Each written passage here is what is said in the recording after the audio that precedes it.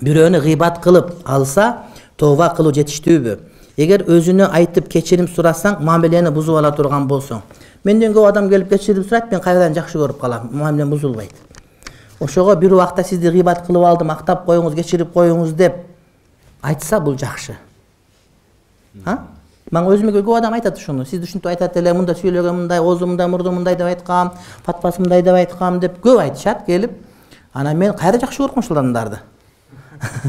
Ошого мамиле бузулбаш керек. Уялсаң кат жазып жибер. Көбүнчө мага кат менен келет.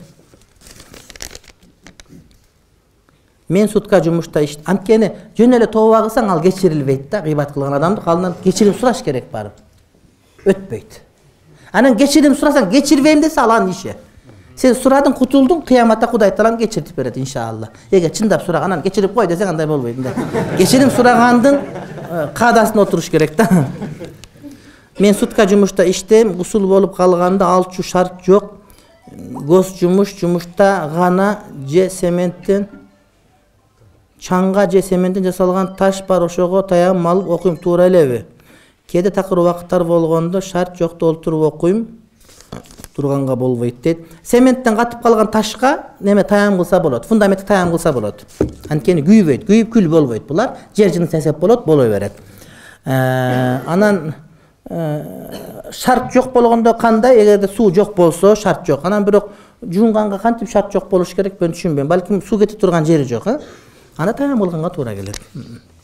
Азан болду. Айтып улантабыз.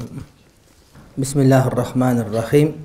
Менин энемдин буту колу ооруйт, таяммум менен жана олтуруп намаз окуса болобу? Сизден Аллах ыраазы болсун. Буту колу ооруган, эгер дарат менен суу менен дарат алса, оору күчөп кете турган же катуу ооруп кете турган болсо болот, урматтуу бир тууганым. Анан ага тиешеси жок болуп ооруса, анда дарат алыш керек болот. Эгер туруп окуя, олтуруп окуган дурус болот. Мен жаңы жылда майрамдабаймын, кечинде жөн эле площадка барып тамаша кылсам болобу дейт.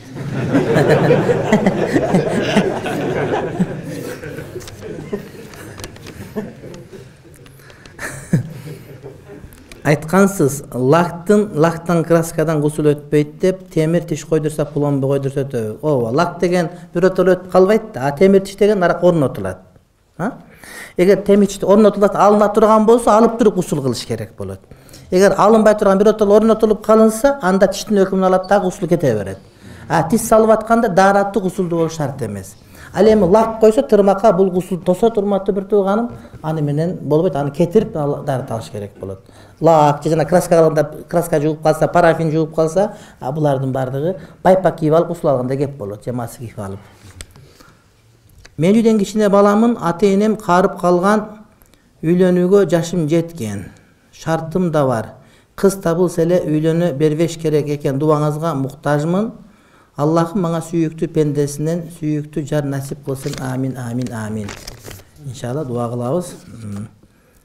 Менин жумушум жеңил жана айлыгы жакшы. Шарттарга байланыштуу мен жумушумдан кетип жаттым элем. Жумуш ордунда бирөө ага таштоомду суранып, акча сунуштап жатат. Мен ошол акчаны алсам, алган акчам адал болобу дейт.